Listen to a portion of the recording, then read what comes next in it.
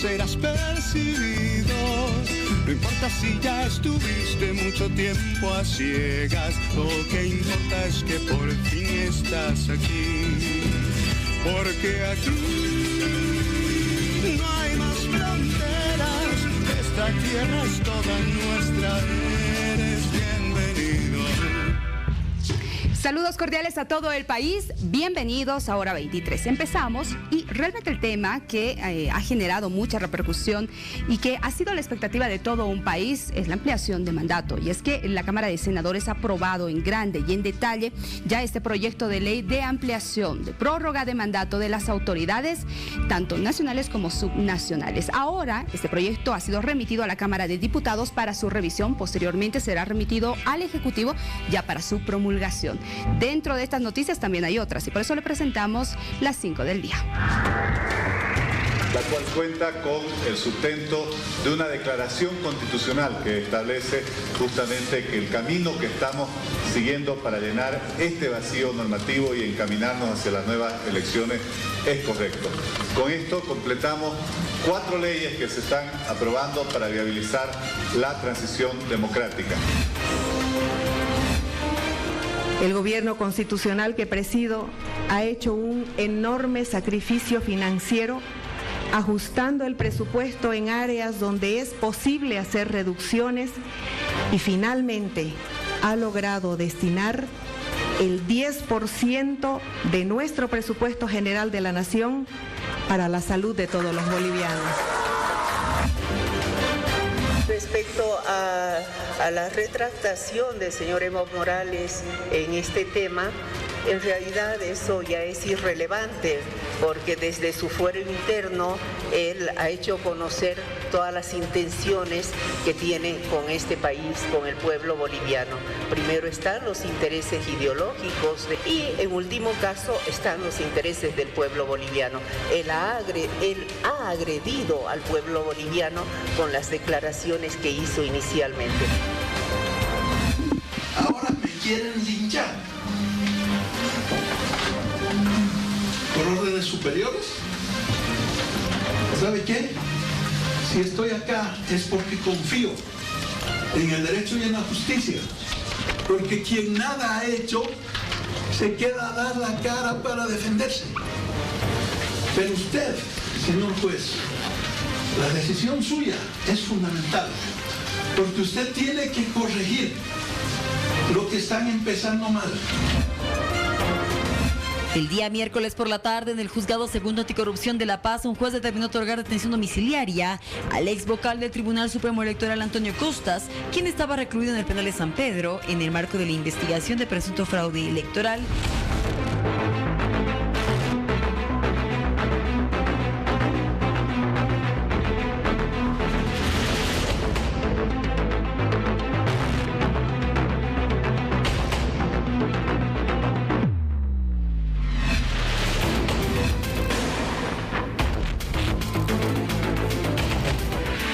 Desde el año 2015, el padre Mateo Bautista viene impulsando un proyecto de ley. ¿En qué consiste este? Él pedía de que el 10% del presupuesto general de la nación se asigne al sector salud, un sector muy descuidado, según él ha mencionado. Lamentablemente no fue escuchado por algunas autoridades, pero ahora este pedido se hace realidad y justamente estamos en contacto con el padre Mateo, a quien le doy la bienvenida. Padre, muy buenas noches, bienvenido a Hora 23. Empezamos con buenas noticias, ¿no? Muy buenas noches y efectivamente muy contento por esta gran noticia y creo que toda la Bolivia está realmente también muy contenta porque ha escuchado esta noticia de parte de la señora Presidenta de que se va a destinar un 10% del presupuesto para el sector de salud. Ahora, esto va a ser una realidad. Usted en estos años no se cansó de luchar. A ver, cuéntenos un poco para que toda la población también esté al tanto de cómo empezó esta cruzada. Bueno, realmente como capellán de los hospitales, yo soy religioso de una orden hospitalaria, la Orden de San Camilo. Nuestro carisma específico es, por tanto, la pastoral de la salud, la atención a los enfermos en todas sus dimensiones y vemos la necesidad de que realmente existiera este proyecto de ley que se destinarse un 10% del presupuesto del Estado para la salud, teniendo en cuenta la prevención, la promoción, la asistencia, teniendo en cuenta también la rehabilitación, los cuidados paliativos en la última etapa de la vida. Era muy importante también adecentar la estructura hospitalaria.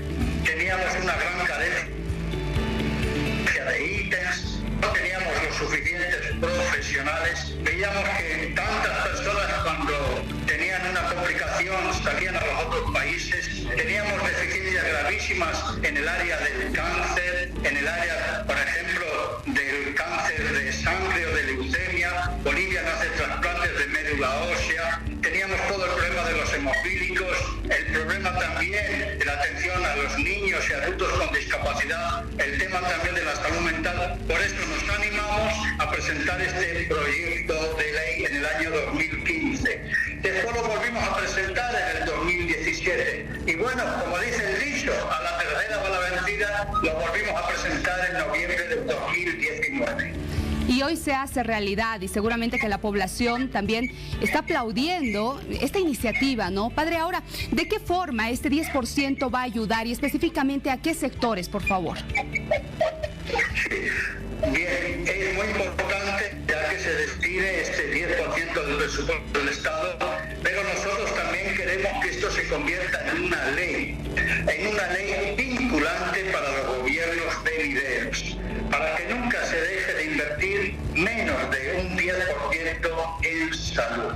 Y queremos que sea una ley que el proyecto que actualmente está en curso siga su carrera en la Cámara de los Diputados, llegue a la Cámara de los Senadores y que se apruebe por unanimidad por todos los diputados y senadores de todas las bancadas. Queremos una ley que tenga fuerza legal y fuerza moral. Pero efectivamente el proyecto de ley 10% para la salud es mucho más que una financiación, es una cosmovisión de la salud de Bolivia, es una visión cualitativa. Nos pide también que hagamos un replanteamiento, ¿verdad? Que tengamos un sistema científico riguroso de afrontar las necesidades y posibilidades en el mundo de la salud. Y por supuesto, este proyecto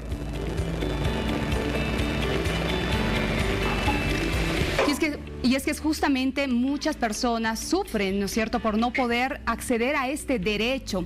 El tema de infraestructuras, el tema de equipamiento es importante, usted bien señalaba, padre, pero también es fundamental, sin duda, que se asigne justamente este 10% y que sea algo permanente, ¿no?, para que se apoye a todas las familias bolivianas, padre.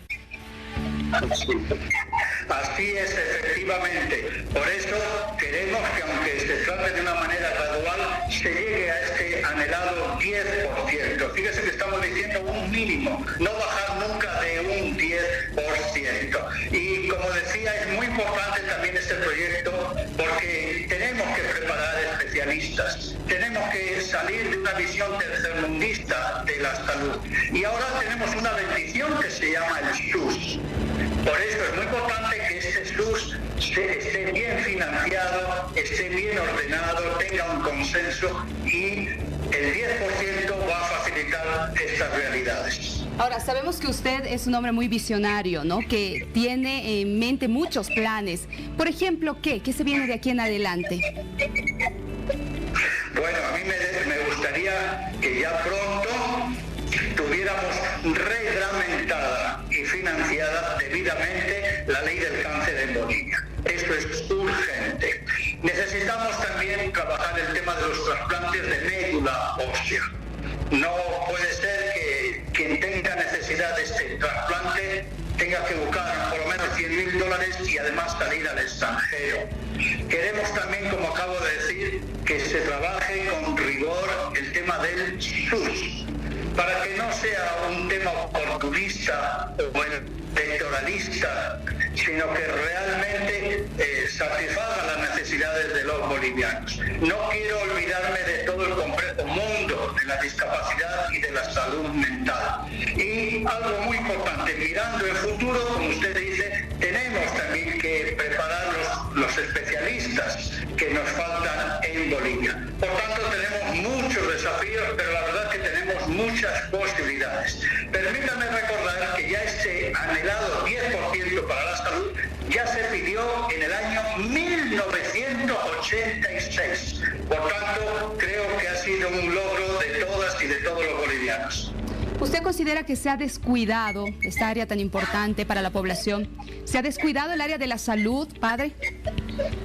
Sí, fíjese que bastaba con visitar centros hospitalarios, las zonas rurales, ¿no? Las infraestructuras de los centros hospitalarios y todas estas carencias que acabo de mencionar. Además, si nos fijamos en el mundo de las estadísticas, cuántos profesionales especialistas, cuántas camas en porcentaje de habitantes, vemos que Bolivia, en realidad, estamos en el número último de calidad de prestaciones de servicios en salud. Por eso necesitamos realmente, como digo, salir de una visión tercermundista y tenemos las posibilidades. Padre, usted que ha sido impulsor de este proyecto que se va a hacer realidad con este 10%, díganos por favor, ¿ya tiene previsto alguna reunión, otra, con la presidenta Yanine Áñez para poder coordinar, organizar y que se haga efectivo este proyecto de ley? Bueno, como venimos indicando, este proyecto ya sigue su curso. El 17 de diciembre fue recepcionado por el Ejecutivo, por el gobierno de la Presidente. Es decir, el presidente de la Cámara de los Diputados lo envió al Ejecutivo. ¿Para qué? Para que los ministros de la Presidencia de Economía y de Salud elaborasen los informes técnicos legales correspondientes y para que este proyecto con esos informes retornasen a la Cámara de los Diputados para que ahí se analizase, se discutiese, se mejorase el proyecto y para que se llegase a un acuerdo y a una promulgación. Por eso lo que realmente ahora queremos que siga este curso ordinario en la Cámara de los Diputados. Precisamente hoy, jueves 16 de enero, se terminaba, según el reglamento de los plazos de tiempo de los proyectos de la Cámara de los Diputados, los 20 días hábiles que tenían los tres ministros para que este proyecto volviera a la Cámara de los Diputados. A nosotros nos interesa que este proyecto sea aprobado por unanimidad por todos los diputados y senadores de todas las bancadas. ¿Para qué? Para que tenga una gran fuerza legal y moral para los gobiernos venideros. Ese es el desafío en los siguientes días. Y eso es lo que todos los bolivianos esperamos. Gracias, padre, por este contacto y de verdad que son muy buenas noticias para el país. Gracias, buenas noches. Gracias y un agradecimiento a tantas y a tantos bolivianos que en estos 5 años se han empeñado, han hecho un gran esfuerzo, se han sacrificado para que el 10% sea hoy una realidad. Y bueno, Bolivia se lo merece, Bolivia lo necesita, 10% para la salud y muchas gracias a ustedes, los medios de comunicación, por el apoyo que nos han prestado en estos 5 años de lucha. Gracias. Gracias al padre Mateo Bautista. Tenemos más en Hora 23.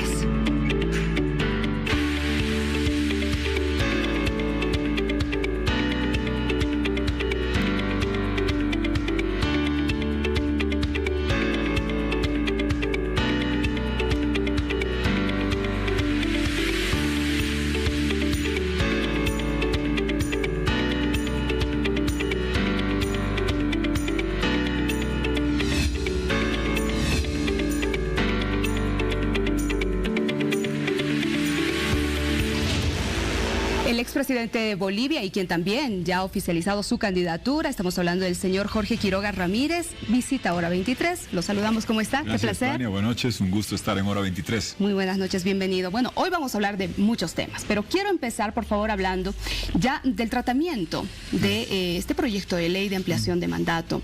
¿Cómo ve este fallo del Tribunal Constitucional? Primero que es necesario por la democracia, porque hay que comprender que en ningún país del mundo uno hace una elección dejándose suficiente tiempo a posteriori para prevenir de que hubiera fraude, vocales criminales y volver a repetir todo con suficiente antelación. Nadie planifica hacer 2 elecciones antes de un término de mandato en ninguna parte del mundo. Y lo que hubo fue inusual, fue inédito, un fraude gigantesco documentado y verificado por la OEA, vocales criminales, y se requiere hacer una nueva elección, pero sin fraude, con vocales imparciales que ya están, con padrón depurado para que no voten los muertos, votemos solo los vivos, una sola vez cada uno, y con servidores informáticos y un sistema de computación, de tabulación, que no permita que se repita esto de servidores ocultos y ese fraude que se vio en la última elección. Eso requiere unos meses. Obviamente eso tiene que permitirse prorrogar el mandato, extender el mandato del Ejecutivo Legislativo. Sin Ejecutivo no hay democracia. Se cierra. El Congreso es la definición del primer poder del Estado, tiene que haber Ejecutivo, y el Tribunal, un poco tardíamente para mi gusto, pero comprendió que había que hacer esto. Se supone que esto es vinculante, el Senado lo está aprobando. Esperemos que en diputados no busquen prestarse los diputados del MAS al sabotaje que está haciendo Evo Morales, que quiere hacer milicias, quiere cerrar el Congreso, ya trató de quemarse en Cata, ya trató de dejarnos sin gasolina, sin comida, fracasó. En eso estoy seguro que también fracasará en su intento de dejarnos sin Congreso y sabotear las elecciones. Sin embargo, en la última sesión que ha tenido el Pleno del Senado, la senadora Adriana Salvatierra señaló de que no se cumplieron los procedimientos establecidos y que no se tenían todos los documentos y votos aclaratorios de los magistrados del Tribunal Constitucional. Es justificación, está el documento, son 72 páginas, yo lo vi, lo leí. Lo que quiere el MAS y la gente servil a Evo Morales es sabotear las elecciones. Y para sabotear las elecciones lo que quieren es cerrar el Congreso. Evo Morales lo ha dicho, quiere milicias. Terrible declaración, tan terrible que en Argentina el gobierno que lo asila le dijo que tenía que retractarse y lo obligaron a retractarse.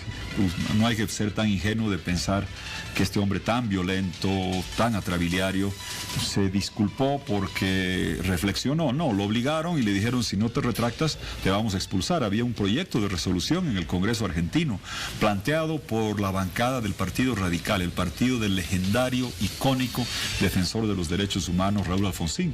No era un partido de derecha, era un partido de centro que estaba planteando que se expulse Evo Morales, tuvo que retractarse. Y él está intentando sabotear las elecciones, lo ha dicho públicamente, y hay algunos congresistas que se prestan a ese juego, que le buscan 3 pies al gato y que buscan sabotear las elecciones. Para tener elecciones limpias, transparentes en democracia, se requiere tener un Congreso que extienda su mandato unos meses y el Ejecutivo también. El resto son excusas, y qué triste que exista parlamentarios que prefieran ser serviles al sabotaje de Evo Morales a defender la democracia, preservando el funcionamiento del Congreso, condición esencial para esta democracia. Al referirse a un sabotaje de estas elecciones, todavía la población boliviana está muy susceptible por todo lo que ha pasado, ¿no? ¿Y puede el ala dura del MAS generar más tensión, más conflicto en el país? A ver, separemos lo que puede ser lo que Evo Morales llama a ejercer violencia en la calle. Ese es un ala, no digamos radical, es un ala violenta, terrorista. Evo Morales llamó, qué vergüenza, un expresidente democrático, 14 años, haciendo fraude y violando la Constitución, llamando a generar milicias como Venezuela en Maduro. Conozco muy bien Venezuela. Los informes de Naciones Unidas y los informes de la OEA te muestran que Maduro tiene 4 sistemas de represión: un militar, político, pero para la gente, para la población, tiene escuadrones de la muerte, se llaman FAES, Fuerzas de Acción Especial, que han matado más de 7,000 personas en los últimos 2 años en barrios populares para evitar las protestas. Tiene colectivos armados que han salido ayer en motocicletas, casi matan al presidente del Congreso, Juan Guaidó. Son grupos que salen con palos, con pistolas, con piedras, a amedrentar y pegar a diputados en la calle. Y Evo Morales llama a replicar eso de escuadrones de la muerte, de milicias armadas, de pegar a parlamentarios en el Congreso acá en Bolivia. Ese es un ala, no es radical, llamémosla por su nombre, terrorista, violenta y de milicias armadas, que ha sido repudiada hasta por los anfitriones de Evo Morales. El examen vendrá en diputados. Yo espero que los diputados sean consecuentes con lo que han hecho. Los diputados del MAS votaron por anular el fraude, votaron por convocar nuevas elecciones, votaron por los vocales imparciales que tenemos, votaron por el proyecto de ley en consulta para extender mandato.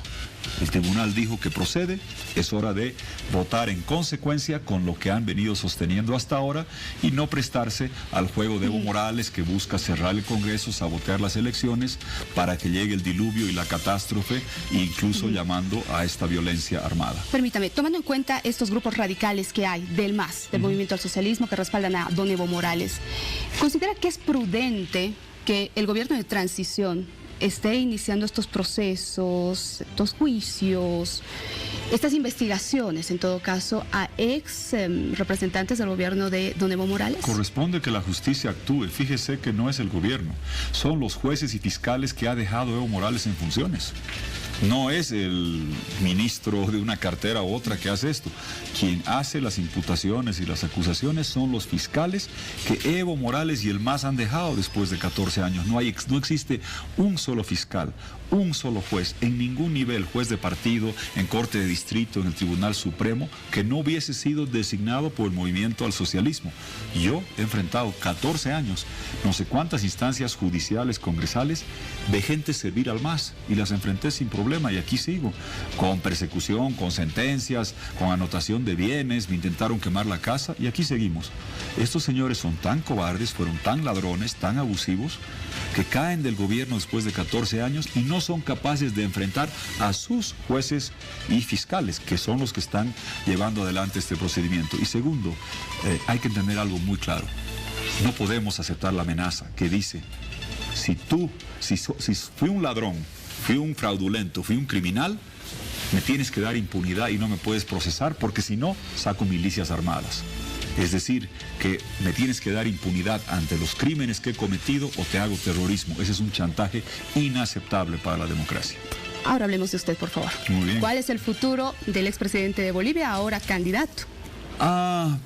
Creo que el momento es determinante para Bolivia. Fue un gran esfuerzo nacional de 14 años con una movilización de los jóvenes, de los cívicos, de los médicos, de los ingenieros que descubrieron el fraude.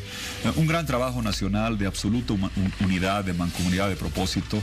Y lo que vimos después del 20 de octubre fue un grito de libertad, un amor a la democracia en unidad plena, que logró algo que parecía imposible, acabar con una tiranía. El ícono sudafricano Nelson Mandela decía, todo parece imposible hasta que se lo hace.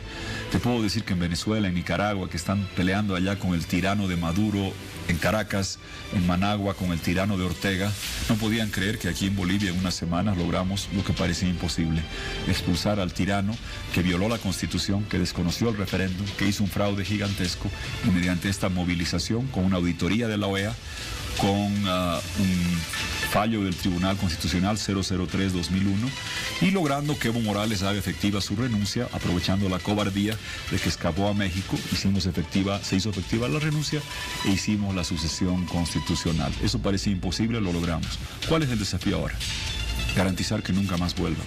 Yo no quiero que nuestra Bolivia sea Nicaragua o Argentina o incluso Perú, donde hemos aprendido que un gobierno que tuvo mucho tiempo en el poder, mucho dinero, mucho tiempo en la gestión, conforme llueven las denuncias de corrupción, en la elección después de que termina esta tiranía o este régimen corrupto, les va mal. Pero después vuelve la nostalgia de que hubo buen momento económico por los precios altos, por la herencia que le dejamos de gasoductos, y retornan al poder. Cristina Kirchner, increíble, tuvo 12 años, corrupción por doquier, un montón de denuncias, no se la procesó como se debía, acaba de volver de vicepresidenta en Argentina. Ortega estuvo en el poder, salió, llegó el gobierno Chamorro, otros débiles, volvió y ahora no lo sacan más. En Perú, Fujimori fugó a Japón. La primera elección sacó 4 diputados. Las siguientes 3 elecciones consiguió mayoría en el Congreso y determinó todo lo que pasaba en el Perú, a pesar de haber tenido una gestión autoritaria y abusiva. Entonces, ¿qué es la prioridad ahora? hacer un gobierno fuerte, sólido, con una propuesta clara, con la capacidad y credibilidad para ejecutarla y que garantice que tengamos democracia y libertad para siempre y no un mero paréntesis como lo tuvo Nicaragua, como lo tuvo Argentina o como lo tuvo Perú, y que este esfuerzo lo honremos garantizando que nunca más, jamás vuelva el proyecto tiránico del MAS en las próximas décadas. Hay otros candidatos. ¿Cómo se evitaría la fragmentación del voto? Concentrándolo en base a la propuesta. Por eso, fíjese que hay varios y hay una sola propuesta que es la que he puesto sobre la mesa, con lineamientos claros de reconstrucción económica, reparación democrática, bienestar social y de proyección internacional. Porque va a ser dura la tarea y hay que entender que tendremos momentos económicos complejos. Yo he tenido que lidiar con ellos en el pasado. He estado en función pública 2 veces de ministro joven, cuando Argentina nos dejó de comprar gas. Tuvimos que hacer ajuste fiscal, subir los impuestos y sacamos a la economía a flote. 98-2003, las Naciones Unidas, CEPAL, el órgano económico, le llamó la media década perdida de Sudamérica. Ellos la escribieron, yo la sufrí. Yo era vicepresidente, después presidente. Teníamos que hacer programas de empleo, condonar deuda. Hicimos el gasoducto al Brasil, inauguramos ese ducto, el del 99. Hice el gasoducto Yacuiba-Río Grande paralelo en un año para que seamos una potencia gasífera. Todo ese trabajo terminó beneficiando a Morales, pero tenemos la capacidad, credibilidad para enfrentar la dificultad económica que se avecina, porque ha terminado el contrato con Brasil, se va a extender por un tiempo, llegan momentos complejos, he hecho una propuesta clara en todos los frentes y estoy seguro que vamos a lograr concentrar el apoyo para garantizar que tengamos un gobierno que responda a los desafíos que se avecinan y que garantice que no tengamos un mero paréntesis democrático, sino que abramos décadas, no de forma personal, sino como proyecto, que garanticen que en Bolivia la tiranía no vuelva a apoderarse de nuestra Bolivia. Señor Tuto, claramente le pregunto, ¿Estado o República? Bolivia es Estado plurinacional y es República. Dice más veces, la gente no lee la Constitución. Yo lo sé porque el proyecto de la Calancha lo cambiamos 154 artículos, fui duramente criticado. Y los invito a hacer Google y a poner el buscador y van a ver que la Constitución, como está ahora, dice más veces República que plurinacional. Seguimos siendo República. ¿Quién va a ser su acompañante de fórmula? La mejor o el mejor boliviano que podamos encontrar. El tiempo es breve, estamos trabajando ahora primero en la propuesta, porque la propuesta es la que genera adhesiones. Yo no quiero que se plieguen a lo que estamos haciendo por el color de mi saco, por mi sombrero, porque troto, no, por la propuesta de corazón verde digital económico, con baterías de litio, repartiendo acciones de propiedad del Estado a todos los bolivianos mayores de edad para que seamos agentes económicos, con seguridad, sin narcotráfico, sin corrupción, con seguro universal de salud, con educación, haciendo de Bolivia la plataforma digital del siglo XXI y resistiendo el contraataque de Maduro, de Castro, de los socialistas 21, que los sé enfrentar porque lo vengo haciendo hace mucho tiempo. Son los lineamientos básicos. Estamos pidiendo en primer lugar que se adhieran. Agradezco a toda la gente que en las redes se pliega, a todos los jóvenes con los que he conservado, a todos los dirigentes indígenas, salteños, cochabambinos, potosinos que hemos venido conversando. Lo vamos a seguir haciendo. Gracias por adherirse.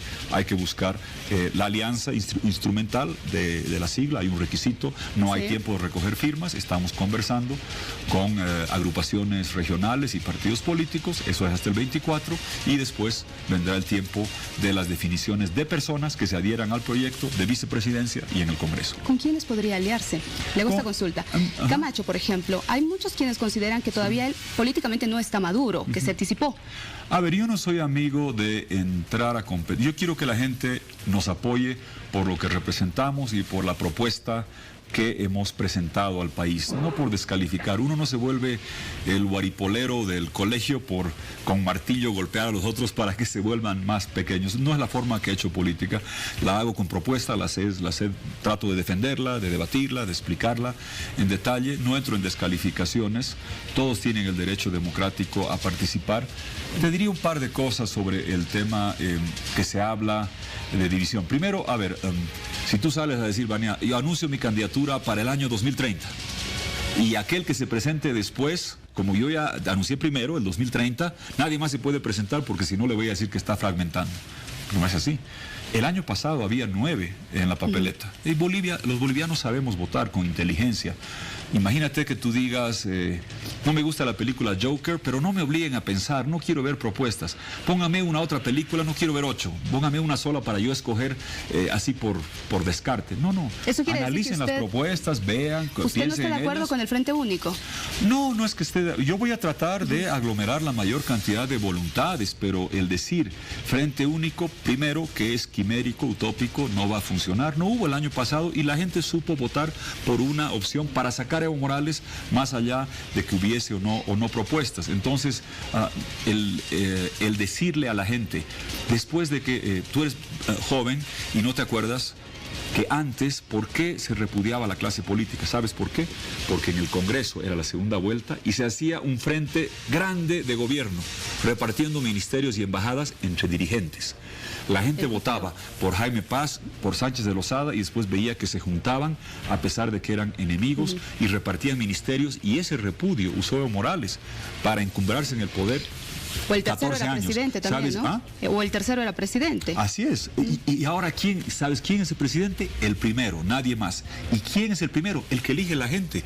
No el que nos sentamos 7 dirigentes en una habitación a la moneda, por tamaño, por abecedario, a decir, eres tú, después yo. No, ahora elige usted, ciudadano. No deje que le quiten ese derecho nunca más. Usted elige en primera vuelta la opción que quiera, que pueda concentrar esa votación. Y si no, en segunda vuelta, usted elige presidente.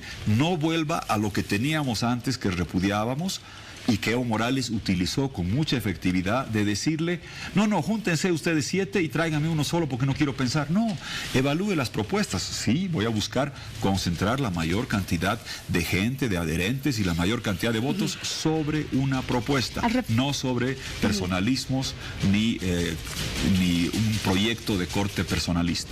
Ahora, a propósito de estas propuestas que la gente debe evaluar para decidir su voto, decidir a sus gobernantes, ¿los debates van a ayudar mucho en esto?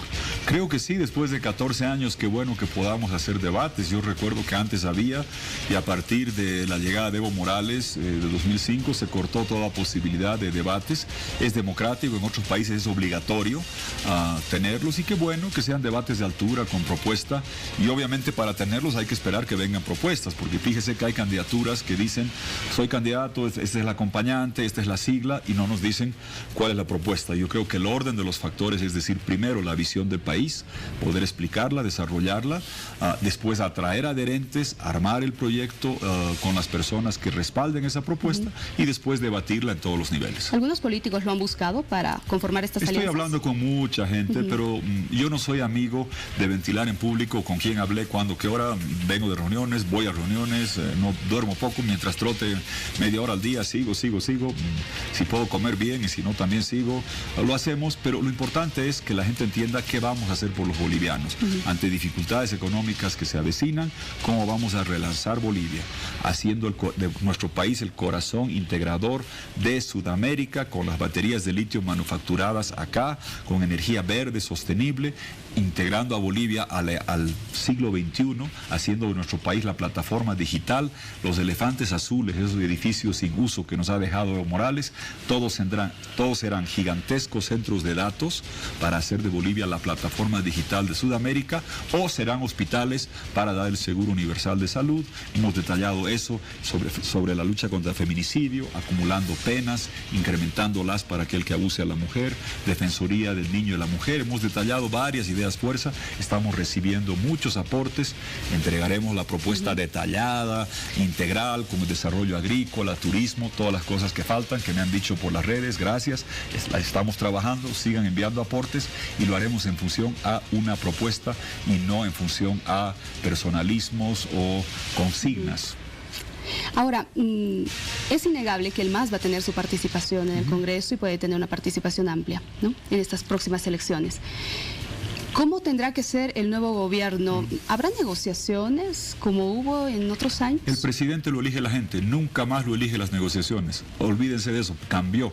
Entonces, cuando la gente dice, negocien algo, no, el poder lo tiene la gente, nunca más el dirigente. Ese cambio en la Constitución, hice la propuesta y lo impusimos. Evo Morales quería reelección indefinida, acotamos a una sola, él violó la Constitución, trató de cambiar la Constitución por referéndum, no lo dejamos. Y el cambio central que propuse el año 2006, que se impuso, es que la segunda vuelta ya no es en el Congreso, no es entre congresales y dirigentes, es con la gente. Ese poder lo tiene usted, no lo devuelva nunca más, ejérzalo. El presidente lo elige la gente. En primera vuelta, si le da el voto y concentra en una opción que dé visión de futuro, o en segunda vuelta, esa es la forma en que se define, y eso no va a cambiar nunca más. ¿Y qué pasa con las organizaciones sociales? ¿Cómo lidiar con ellas? Usted sabe muy bien de eso. Sí, claro, ¿no? Yo he aprendido mucho, yo he aprendido de Óscar Motete Zamora, que en paz descanse. Yo era un joven ministro, me enseñó mucho a negociar, yo negociaba con la COP, y siempre supimos sacar las cosas adelante, con tolerancia, con paciencia. Pero retrocedo a un elemento que señalabas. No pintemos el diablo en la pared para que alguien venga a disfrazarse de exorcista. Yo soy opositor al MAS, a Evo Morales, lo he sido 14 años, he sufrido la persecución, se me ha quebrado la familia, pero no es esa la razón por la que deben apoyar. ¿Qué hice antes? No. ¿Qué voy a hacer los próximos 5 años? ¿Qué vamos a hacer juntos los próximos 5 años? Partiendo de una premisa realista. En esta elección que se avecina, el MAS no va a tener ni por asomo la representación parlamentaria que tiene ahora, ni por asomo. Con fraude, con el gobierno, con el manejo de canales oficiales paraestatales, con intimidación, con persecución y con fraude, sacaron menos de la mitad de votos, 45, 46%. Ahora van a sacar la mitad de eso. ¿Van a tener bancada? Sí, qué bueno que la tengan. Y les pido, trabajen para construir futuro, representen a sus votantes, no busquen impunidad para los ladrones que se fueron, que se exiliaron. Ojalá que trabajen de esa manera los dirigentes del movimiento al socialismo. El próximo gobierno va a ser alguien que no sea del MAS. La pregunta es, ¿va a ser un gobierno sólido, competente, que dé respuestas de largo plazo? ¿O va a ser un gobierno timorato a lo que fue Macri en Argentina, a lo que pasó en Nicaragua, que permita que el MAS vuelva de aquí a 5 años? Yo les garantizo que con el proyecto que estamos liderando vamos a asegurarnos de tener una Bolivia libre, democrática, corazón verde, digital, con prosperidad, con seguridad, sin narcotráfico, sin corrupción, y que el MAS se quede, el MAS como proyecto que participa en democracia, pero Evo Morales, los tiranos, los ladrones, nunca más vuelven. Señor Tuto, quiero mostrarle este cuadro donde nosotros mostramos y reflejamos las prioridades que deberían haber. Y usted me señala cuál considera que es la más prioritaria. Leemos: economía, narcotráfico, educación, justicia, relaciones exteriores, corrupción, seguridad, trabajo, violencia, salud. ¿Cuál considera que es la prioridad? A ver, hemos presentado lineamientos que incluyen todos estos en 4 grandes módulos. La reconstrucción económica, que tiene que ver con lo que estás poniendo allá. La reparación democrática, que es toda la parte institucional de lucha contra la corrupción, de reforma de la policía, desconcentrando la policía. Te soy franco, yo veo demasiados policías cuidando a exgobernantes masistas acá, en lugar de estar en las calles y barrios cuidando a los ciudadanos. A cambiar el sistema de justicia con jueces independientes. La gente dirá, nunca, la justicia siempre fue mala. Discrepo. En un momento dado yo puse contra viento y marea los mejores jurisconsultos en el Tribunal Constitucional, que no existía. Yo lo creé cuando fui vicepresidente. Puse a los mejores jueces en la Corte Suprema, Ana María Campero en la Defensoría del Pueblo. El gobierno perdía juicios que nos hacía Ana María Campero o demandas en el tribunal. Evo Morales tenía puro aúlicos serviles y nunca perdía nada. Pusimos la mejor gente en aduana, en servicio de impuestos, en caminos, para que trabajen para el pueblo y no para los coteos partidarios o para la corrupción. Hemos hecho una propuesta integral en todo el módulo de reducción de la violencia, asegurándonos que tengamos cárceles de verdad, con uniforme, acumulación de penas. Si tú violas, matas y pegas a alguien, se acumulan las penas, nunca más ve un delincuente atroz la luz de la libertad en el aire, nunca más sale por la calle. Y si cometes actos violentos contra una mujer versus un hombre, la pena va a ser incrementada. Si es tu familiar, incrementada, porque un padre debía cuidar a la hija, a la esposa, no golpearla, no pegarla, no maltratarla. Incrementar esas penas, acumularlas con defensoría del niño y de la mujer, y también en el frente internacional, lo que ponías allá, relaciones exteriores, apertura al mundo en lo económico. Me duele que Evo Morales, cuando México, Perú, Chile, Colombia han hecho decenas de tratados de apertura comercial con China, con Tailandia, con Corea, con Europa, con Estados Unidos, con Japón. Evo Morales decía, porque de Venezuela le instruían, cerremos la economía y voy a exportar camélidos a Cuba. Dios mío, lo que nos dejó. Apertura económica y defensa democrática intransigente. Si vengo defendiendo los valores democráticos en Bolivia, y lo he hecho en Venezuela, donde me han declarado persona no grata 2 veces, me han deportado de Cuba el año 2018, como gobierno seré intransigente en la defensa de la democracia y voy a garantizar, por ejemplo, que la embajada de Cuba se va de Bolivia. Es un centro de conspiración, conmigo no se quedan, y voy a seguir defendiendo a todos los países porque están luchando por democracia y que han venido a hacernos daño. Aquí han llegado testaferros venezolanos, tú sabes bien, a comprarse medios de comunicación. Evo Morales nacionalizó todo, pero no el ferrocarril, porque era de un venezolano. Yo lo voy a nacionalizar, va a ser de Bolivia y vamos a hacer el corredor bioceánico, porque Maduro y sus amigos jamás lo harían en Bolivia con un gobierno democrático. Yo sí lo voy a hacer, que le duela a Maduro, que le duela a Evo, sus amigotes que se han apoderado del ferrocarril se van de Bolivia. Don Jorge, gracias por su visita, que le vaya muy bien. Vamos a estar pendientes a su debate. Perfecto. Y también a quién será su acompañante, ¿no? A todos. Hombre, mujer, veremos qué pasa. Gracias. Vamos a una pausa, ya volvemos. No importa de dónde vengas, serás bienvenido. No importa en qué lengua hables, serás esperado tanto tiempo, eres bienvenido.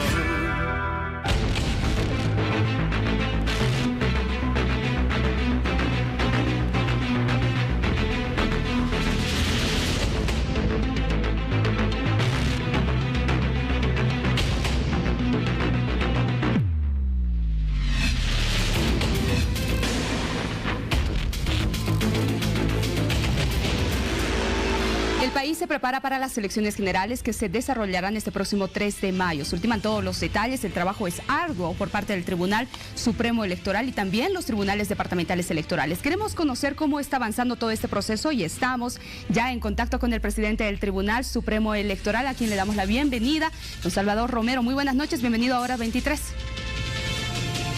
Buenas noches, mucho gusto. A ver, don Salvador, empecemos contándole al país en qué se ha avanzado, por favor, en qué proceso nos encontramos ahora. La elección ya está convocada, el calendario está corriendo, hay muchas actividades que se están ya cumpliendo y probablemente estamos en el inicio de una de las actividades más importantes. El sábado 18 de enero se abre el registro para que puedan inscribirse los jóvenes que han cumplido 18 años o que los van a cumplir hasta el domingo 3 de mayo, que es el día de la elección. Es también la oportunidad para que las personas que han cambiado de domicilio en los últimos meses actualicen sus datos para que puedan votar cerca de su nueva residencia. Y también, por supuesto, la oportunidad para que personas que nunca se habían registrado lo hagan. El proceso de inscripción comienza el sábado 18 de enero, se va a prolongar hasta el domingo 26 de enero y la recomendación es que las personas puedan aprovechar este fin de semana, los primeros días de la próxima semana, para registrarse. Es un trámite muy sencillo, no demora más que un par de minutos. No lo dejemos para el último día, donde muy probablemente se formen filas muy largas, muy extensas. Por los tiempos y las características de este proceso, don Salvador, sabemos de que no es posible ampliar, ¿no es cierto? No, los plazos del calendario electoral no van a tener ningún tipo de modificación, ni para los ciudadanos, ni para las organizaciones políticas. Es parte también de la seriedad del proceso electoral. ¿Qué pasa, por favor, y cuáles son los plazos, por ejemplo, para quienes hayan votado con sus pasaportes? Esa es una figura que no está prevista. Las personas deben inscribirse, deben registrarse con una cédula de identidad vigente. Ese es el documento con el que van a poder acercarse a las mesas de votación el día de la elección. Bueno, vayamos avanzando también con este proceso, por favor. ¿Qué pasa con aquellas personas que no vayan a emitir su voto? Hablemos de las multas por inasistencia a votar. Están previstas, como señala la norma, hay multas. En esta oportunidad la multa es menor a la elección del 2019. El Tribunal Supremo Electoral no está privilegiando una lógica punitiva. Queremos que los ciudadanos se acerquen a votar porque están conscientes, comprenden la importancia de su voto para construir la democracia. ¿Y qué pasa con quienes no cumplan, ¿no?, con esta obligación y también derecho que tienen los jurados electorales, por ejemplo? En el caso de los jurados electorales, las multas se han mantenido. Su labor es crucial. Ellos son los guardianes del buen desarrollo del proceso electoral, reciben los votos de los vecinos, de los miembros de su comunidad, de su localidad. Su labor es fundamental, no solamente por esta recepción del voto, por asegurar la limpieza, la transparencia del proceso, sino porque llenan el documento clave del proceso electoral, que es el acta, donde están consignados los resultados de cada una de las organizaciones políticas que han competido. Estamos seguros de que los ciudadanos van a asumir la tarea de jurados electorales con la responsabilidad que exige un proceso electoral tan importante para la historia del país como el de la presidencial 2020. Don Salvador Romero, otro trabajo álgido también es, o será más bien, cuando se inscriban los candidatos, ¿no es cierto?, cuando también presenten sus listas, se conozcan de estas alianzas. Por ejemplo, hay excepciones para aquellos posibles candidatos que quieran inscribirse, lógicamente, y le pongo un ejemplo, el caso de Branko Marinkovic, por ejemplo, que él no estuvo en el país hace 10 años. ¿Qué sucedería en ese caso? El Tribunal Supremo Electoral no puede comentar casos particulares. Si se producen estas inscripciones, si hay impugnaciones, el Tribunal Supremo Electoral deberá evaluarlos, por lo tanto, no podemos adelantar criterios sobre ningún caso particular. Pero para que alguien se postule a candidato, ¿cuánto tiempo de residencia tiene que tener en el país, por favor? Hay requisitos que están establecidos para inscribir a los candidatos. El organismo electoral verifica que estos requisitos estén cumplidos. Existe también un plazo en el cual se puede solicitar la inhabilitación de alguna candidatura. Dado por lo tanto que cualquiera de estos temas podría ser objeto de una impugnación, no podemos comentar casos particulares. Muy bien, don Salvador. ¿Qué pasa con los candidatos a diputados y senadores? Sí, hay algunos diputados en la actualidad que quieren repostularse. ¿Tendrían que haber renunciado ya? ¿Cuál es la figura en ese caso? Está prevista la posibilidad de una reelección para los senadores, de una reelección para los diputados. Esto está normado por la Constitución y la ley que regula el proceso electoral 2020 también ha sido muy clara en señalar que las autoridades tienen derecho a una sola reelección. Es decir, ¿tendrían que renunciar o no? Por favor. No, los candidatos a diputados que estén en funciones, si es que han ejercido un solo mandato, pueden volver a postular. Hablemos, por favor, del fallo del Tribunal Constitucional Plurinacional para la ampliación del mandato. Y ahora que ya ha sido aprobado en grande y en detalle por la Cámara de Senadores, remitida a la Cámara de Diputados. ¿Esta es una buena señal para este proceso de elecciones que está viviendo el país? El organismo electoral señaló ante una consulta al Tribunal Constitucional que considera que el funcionamiento permanente y pleno del conjunto de los poderes es un elemento central para el Estado de Derecho y para la democracia.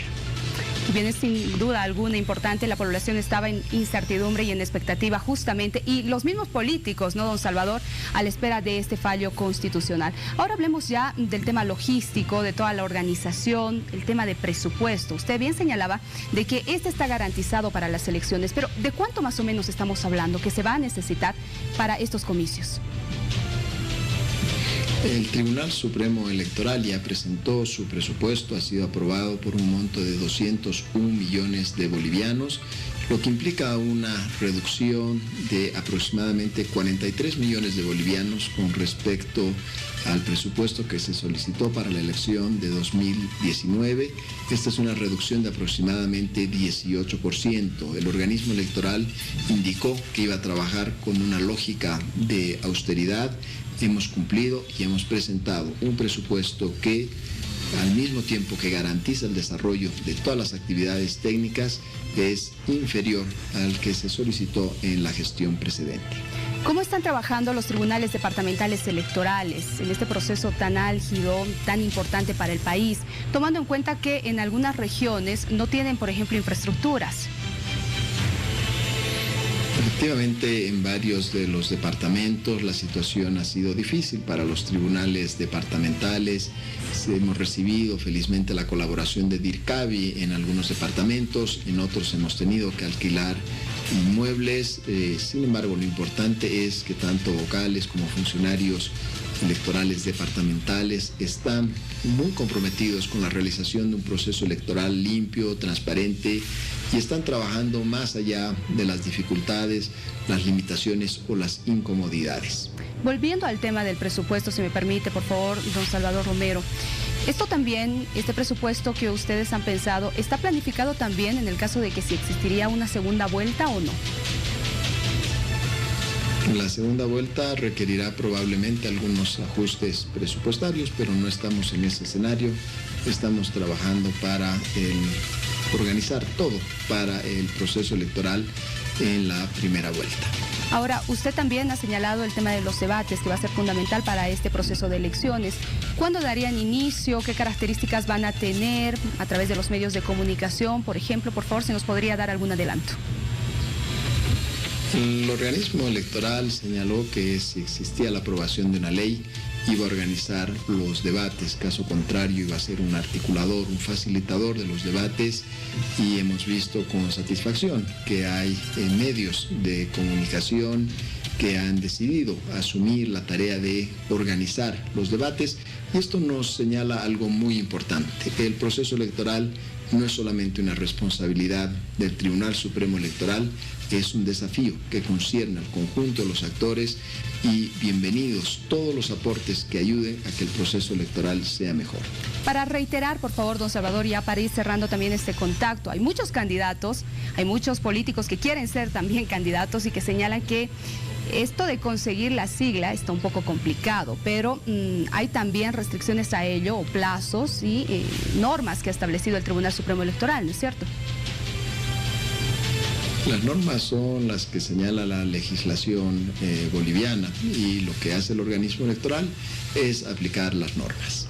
Es decir, ¿se van a ir a estas elecciones con las siglas que teníamos anteriormente? Por favor, expliquémosle al país. Van a estar habilitados para poder participar en la elección presidencial 2020 todas aquellas organizaciones políticas que cuenten con la personalidad jurídica vigente. Bueno, le cedo este espacio para que usted convoque a toda la gente para que puedan registrarse, empadronarse, inscribirse, que es tan importante para este saneamiento del padrón electoral, por favor.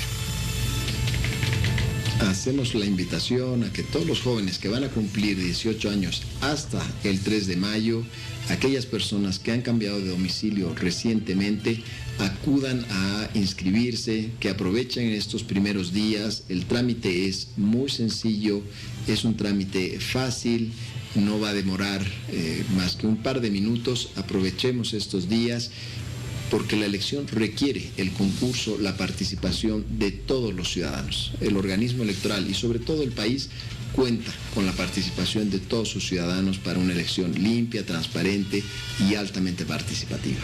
Muy bien, le agradecemos mucho por este contacto. Es el presidente del Tribunal Supremo Electoral, don Salvador Romero. Muchas gracias y buenas noches. Muchas gracias, buenas noches. Tenemos más en Hora 23. El gobierno de transición lo señaló. Cada día vamos a ir destapando más hechos de corrupción, dijeron algunas autoridades. Y se está realizando un proceso de investigación muy serio a exministros del gobierno de don Evo Morales. Y hoy estamos con el señor Guido Melgar, viceministro de Transparencia y Lucha contra la Corrupción, para hablar justamente de algunos movimientos inusuales que se habrían hecho, cobros de dinero o personas que son encontradas tratando de salir del país con fuertes sumas de dinero. Buenas noches, bienvenido. ¿Cómo está? Buenas noches, gracias por la invitación.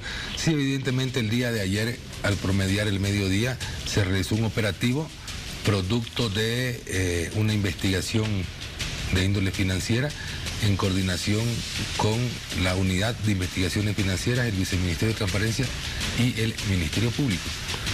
A esta señora fue sorprendida con un poder otorgado supuestamente por el ex ministro de la Presidencia, Juan Ramón Quintana, para realizar retiro del Banco Unión.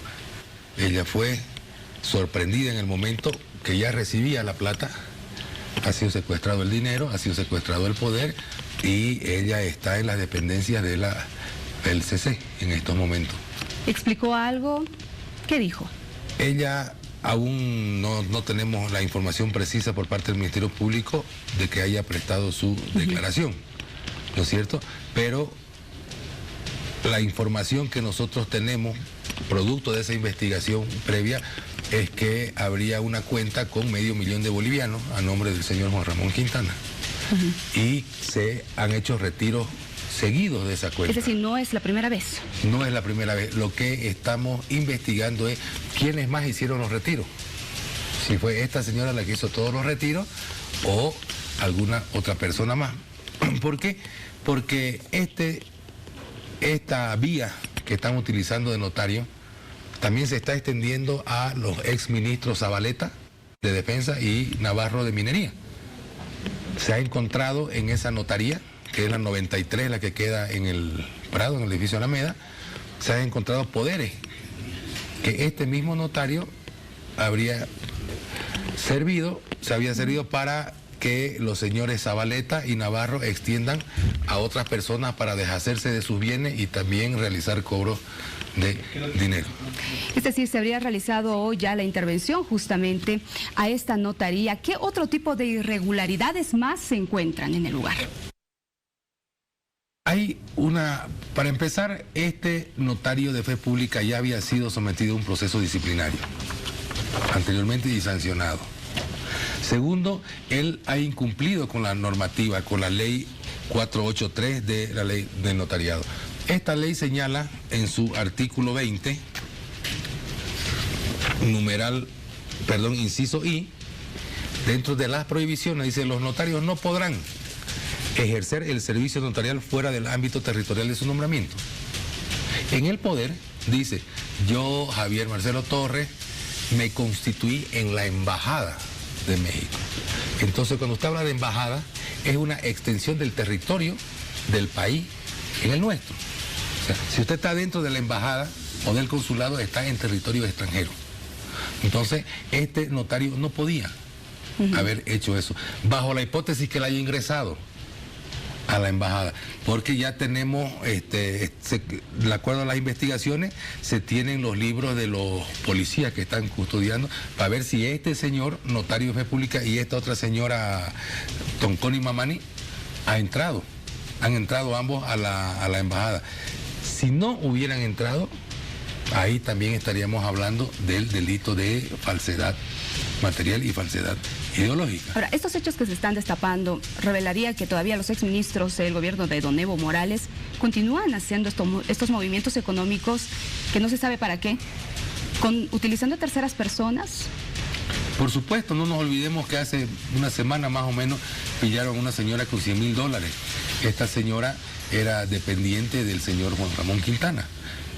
A eso lo asociamos con las manifestaciones que han hecho los integrantes del movimiento al socialismo de que quieren desestabilizar este 22 de enero el país. Lo hemos escuchado al expresidente Evo Morales, que ha dicho que quiere hacer milicia, ¿no es cierto? Hemos escuchado a otro diputado del MAS que dice que el expresidente Morales estaría ingresando al país el 19 de enero.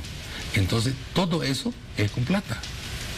Entonces, fíjese usted, todos están extendiendo poderes.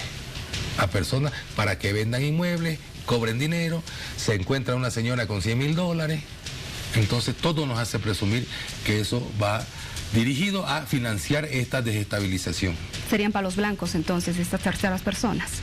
Vamos a investigar, no estamos ahorita hablando de palos blancos, ¿ya? Sino de que estos señores, Quintana, Zabaleta y Navarro, han extendido poderes supuestamente a personas para que vendan inmuebles y para que cobren dinero. A propósito de lo que usted señalaba y estos inmuebles, venta de inmuebles y otros bienes que se está haciendo, nos han informado de que se han hecho igual movimientos inusuales con la transferencia de estos bienes a, por ejemplo, familiares. Correcto. Y otras personas, exfuncionarios también. Correcto, nosotros estamos esperando la información de las oficinas de derechos reales para ver si efectivamente, y todas esas transacciones se están haciendo vía poderes. Pero lo curioso es por qué este notario ingresa a la embajada, que él sabe que no puede hacerlo, Entonces, este señor también forma parte de ese grupo de confabuladores, porque eso es lo que nos está preocupando a nosotros. Vamos a seguir las investigaciones. A este notario lo vamos a denunciar en el transcurso de mañana. Vamos a presentar una denuncia por el delito de falsedad ideológica. Ahora, ¿qué investigación se ha hecho? ¿Qué resultados ya se tiene más bien de la investigación con relación a los dineros que se habrían pagado para los conflictos de octubre y noviembre? Ese tipo de investigación se está realizando al interior de la unidad de investigaciones financieras, porque ahí se va a detectar movimientos bancarios sospechosos, injustificados. ¿No es cierto? Porque hubo gente que ha sido encontrada con dinero, ¿no? Incluso, por ejemplo, dentro del proceso que hay por fraude electoral, han habido funcionarios, principalmente del Viceministerio de Transparencia, que han ido a declarar a la Fiscalía. Y han dicho que sí, que ellos eran depositarios en algunos casos de dinero para financiar estos movimientos, otros eran encargados de realizar grupos de choque. Todo eso está en investigación, principalmente el tema de los movimientos de cuentas bancarias. Otro tema que me gustaría tratar con usted, viceministro, es sobre las empresas estatales. Se ha pedido un informe, ¿no?, de sus estados financieros por los créditos que habrían recibido. ¿Qué se conoce al respecto? Cada ministerio tiene su unidad de transparencia con la que estamos coordinando. Le voy a poner un ejemplo. Está sonando fuerte el caso de BOA. Sí. ¿No es cierto? El ministro del área ya presentó las denuncias correspondientes y se está coordinando mediante su unidad de transparencia. Hemos tenido conocimiento y ya inmediatamente hemos ordenado una investigación que del Ministerio de Justicia, del DIRNOPLU, que es la dirección del notario, se habían desaparecido más de 600 millones de bolivianos. Cuando usted va a hacer un poder o un reconocimiento de firma, el papel le cuesta plata a usted. Y eso tendría que ingresar, supuestamente, pero al parecer no ha ingresado. Entonces ya yo he pedido un informe al director de DIRNOPLU, que hasta mañana en las horas de la tarde me lo va a proporcionar. Así está en los otros ministerios también. Principalmente ya tenemos nosotros aperturados procesos en el caso de las actuaciones de la UPRE. La UPRE es... ¿Qué pasó en ese caso? Es dependiente del Ministerio de la Presidencia. En esta entidad de la UPRE se manejaba el proyecto de Bolivia Cambia o Cumple, ¿no es cierto? Entonces aquí todas las contrataciones se hacían de manera directa, sin licitación, porque así lo establece el decreto supremo correspondiente. Entonces eso que ha provocado que usen y abusen del manejo de los recursos, principalmente en las alcaldías del departamento de La Paz y el departamento de Cochabamba. Por ejemplo, en el departamento de Cochabamba tenemos 200 denuncias que se han manejado mal los fondos de los programas Evo Cumple, que es dependiente de la UPRE. Son temas que le interesan, sí, al boliviano y a toda la población. Vamos a estar muy pendientes de lo que emanen de estas investigaciones. Gracias, que le vaya muy bien. A usted las gracias. Buenas noches. Hay más luego de esta pausa. No importa de dónde vengas, serás bienvenido. No importa el color que tengas, serás bienvenido. No importa el color que veas, serás percibido.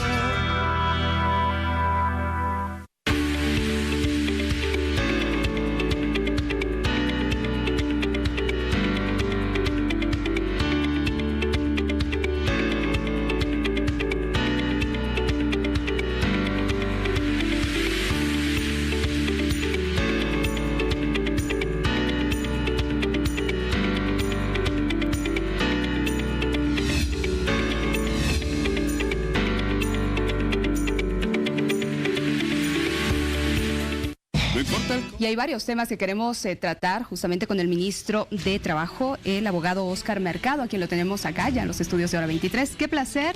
Buenas noches, bienvenido. Buenas noches, Vania. Muy buenas noches también a toda la audiencia. Muchísimas gracias por la invitación. El placer es nuestro. Le decía hace un momento de que tenemos muchos temas para abordar hoy. Empecemos, por favor, hablando del feriado de este 22 de enero. Ya es oficial. ¿Qué pasa con el sector público? ¿Va a trabajar? ¿Qué pasa con ustedes? ¿Van a trabajar o no lo harán? Bueno, el día de mañana, estimo yo, vamos a estar ya emitiendo el comunicado que tradicionalmente emite el Ministerio para que el país conozca las condiciones en las que se llevan a cabo los feriados. Se ha confirmado, como lo habían anunciado desde el Ministerio de la Presidencia, el respeto al feriado del 22 de enero, y el decreto que establece ese feriado establece también la suspensión de actividades públicas y privadas. Por lo tanto, el respeto va a ser pleno. Se van a suspender actividades públicas, actividades privadas. Los pormenores van a estar establecidos, por supuesto, en el comunicado. Sin embargo, como también ya se ha mencionado, nosotros que estamos comprometidos con el gobierno, los ministros particularmente, no podemos perder ni un día de trabajo. El gobierno de transición requiere que estemos en permanente actividad. Por lo tanto, ese día va a ser para nosotros también un día normal. Vamos a asistir a nuestras fuentes para poder avanzar en todo lo que se pueda avanzar de acuerdo a nuestras responsabilidades y obligaciones. Pero debe quedar claro, para que no haya dudas en la ciudadanía, es un feriado con suspensión de actividades públicas y privadas. Ahora, este día van a haber actividades especiales. La Presidente va a dar un informe, un mensaje. ¿Qué es lo que va a hacer? Bueno, no se ha definido que vaya a ser un informe. En todo caso, es muy probable, esto lo tendrá que confirmar la cartera correspondiente, probablemente haga una conferencia de prensa y exprese un mensaje al país. El informe debe ser presentado el 6 de agosto como corresponde. Por lo tanto, la agenda que se establezca para ese día de la Presidenta tiene que ser establecido por el Ministerio de la Presidencia, y ellos seguramente lo anunciarán. Pero entiendo que en todo caso, si hay algún pronunciamiento, va a ser a partir de una conferencia y un mensaje al país, pero no un informe. Muy bien, ratificamos entonces, es feriado este próximo 22 de enero. Hablemos de otros temas, y algo que le interesa a todo el país es el incremento salarial. ¿Cómo van las negociaciones? Bueno, no se ha empezado la conversación de este tema aún. Entiendo de que la Central Obrera Boliviana ha empezado un proceso de concentración, si se quiere, de las demandas de los diferentes sectores que lo componen. Entiendo que hasta fin de mes van a estar elaborando su pliego petitorio, entre lo que se incorpora normalmente el tema del incremento salarial. Bueno, seguramente lo presentarán también oportunamente al gobierno, y a partir de ello nosotros empezaremos las acciones que corresponden. Lo que corresponde en estos casos es que primero podamos tener una reunión con todos los ministros cuyas carteras están involucradas en esta temática, por ejemplo, economía, planificación, presidencia, trabajo, para evaluar ese pliego petitorio, entre ellos el tema del incremento salarial, y empezar a establecer la posición del gobierno. Sin embargo, es bueno tener en cuenta, Vania, de que hay que evaluar, creo yo, en principio, si corresponde empezar el diálogo sobre este tema, sabiendo de que ya hay una fecha establecida también para las elecciones, que es el 3 de mayo, y que una decisión respecto al incremento salarial compromete por toda la gestión, por todo el año. Entonces yo creo que una de las primeras evaluaciones que vamos a tener que hacer en gabinete, y obviamente concertarlo también con las organizaciones sociales, es si corresponde abordar efectivamente ese tema inmediatamente. Si correspondiera, estoy seguro de que el gobierno presentará también su posición de acuerdo a las posibilidades del país. Porque los trabajadores van a esperar en su día recibir esta noticia, ¿no? Como comúnmente se hacía. Bueno, se ha generado en los últimos años, no es un mandato legal, no existe ninguna norma que establezca que el 1 de mayo tenga que hacerse este anuncio, pero sí, en los últimos años se lo ha hecho. Vamos a ver nosotros, repito, si corresponde mantener todo ello, y si correspondiera, bueno, vamos a estar en esa lógica. El gobierno de transición va a tomar las decisiones que tenga que tomar, lo va a hacer siempre de manera dialogada, de manera concertada, pero también sabiendo de que somos un gobierno de transición, que tenemos misiones específicas que nos ha encomendado el pueblo boliviano. Ahora, ustedes sí están escuchando algunos sectores que ya se están pronunciando, ¿no?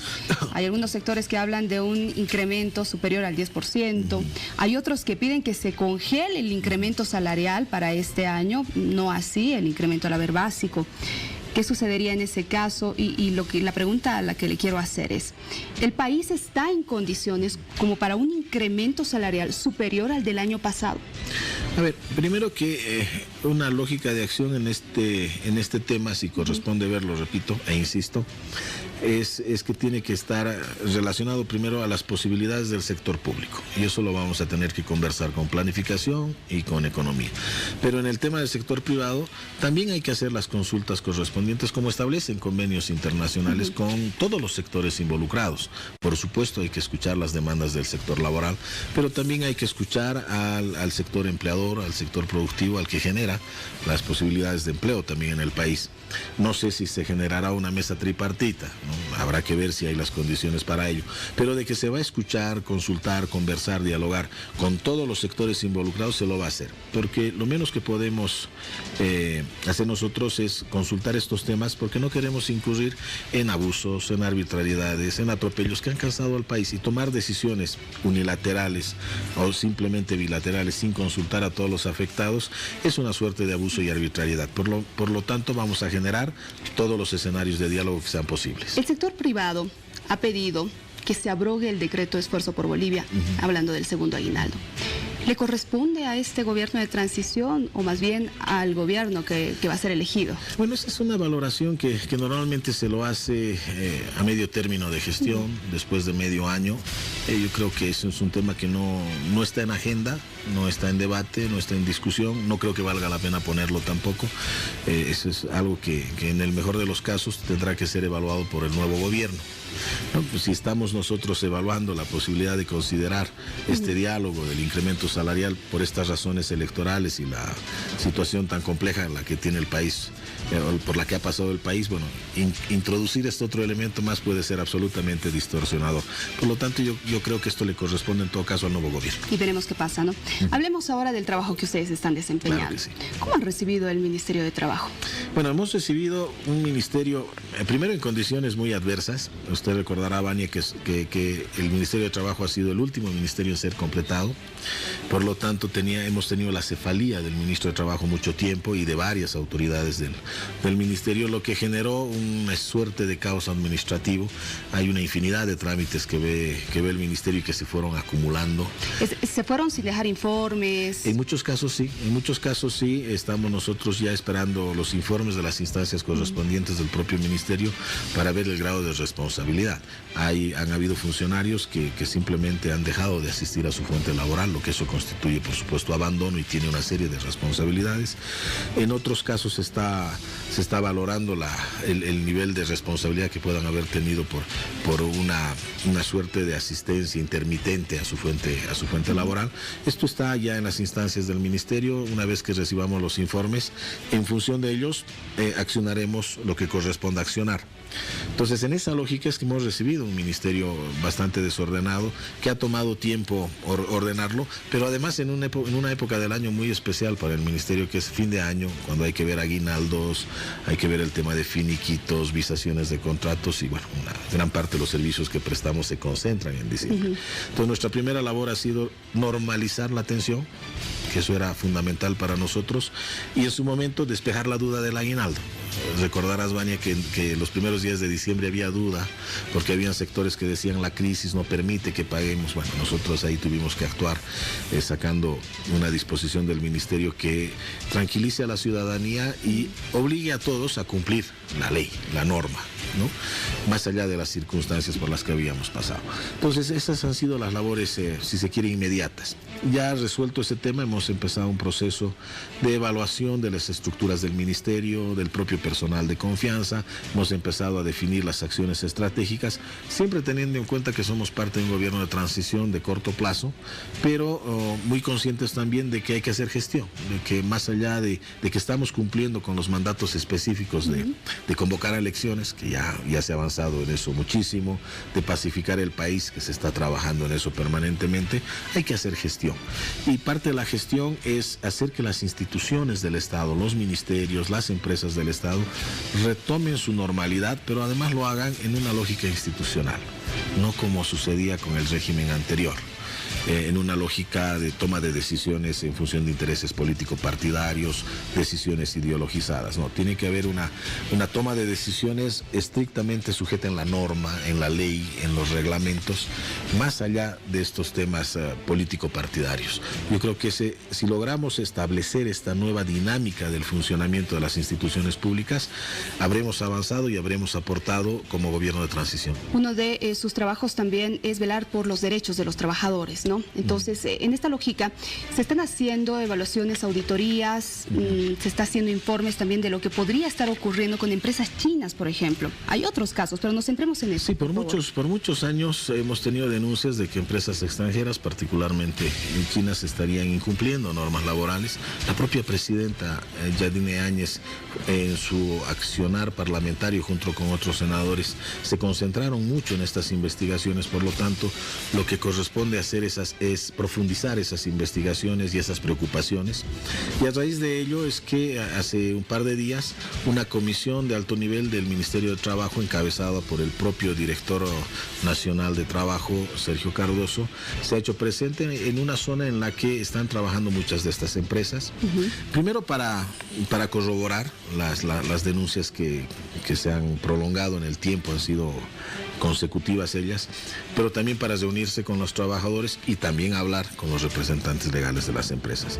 Ya están más de 2 días en el lugar, tenemos algún informe preliminar, esperamos nosotros que sus informes definitivos los tengamos en las próximas horas y por supuesto lo anunciaremos, porque es una obligación del Estado boliviano el hecho de verificar que nuestros connacionales, nuestros compatriotas, bueno, o cualquiera que esté trabajando en el país, tenga la garantía del cumplimiento de los derechos laborales. Ministro, ya para cerrar, por favor, cortito. Claro sí. Este tema nos interesa a todos los bolivianos, el tema del empleo, ¿no? Hay un programa muy interesante. Sí, estamos, nosotros queremos no solo que se nos identifique como el ministerio que ve los temas de orden sindical, y no solo los temas de orden laboral.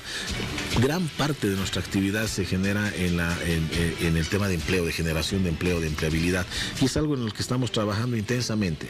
Nosotros queremos que como ministerio se intensifique nuestra labor en empleabilidad, y para ello estamos retomando con mucha fuerza un convenio que se tiene con el Banco Interamericano de Desarrollo, con el BID, que es el programa de apoyo al empleo, para profundizarlo en los 9 departamentos, para acentuar su trabajo.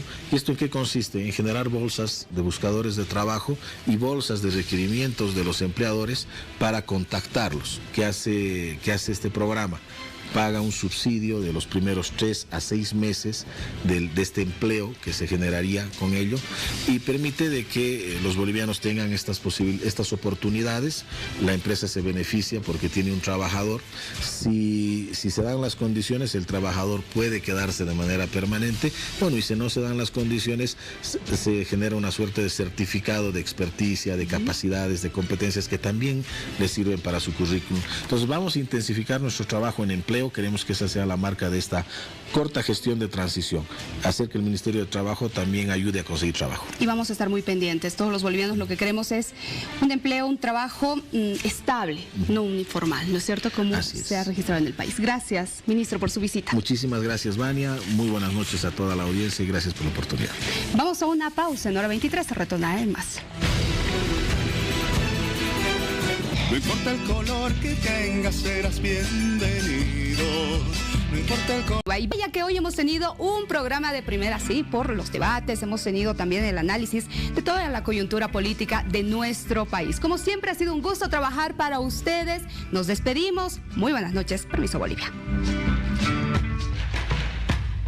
No importa el color que tengas, serás bienvenido.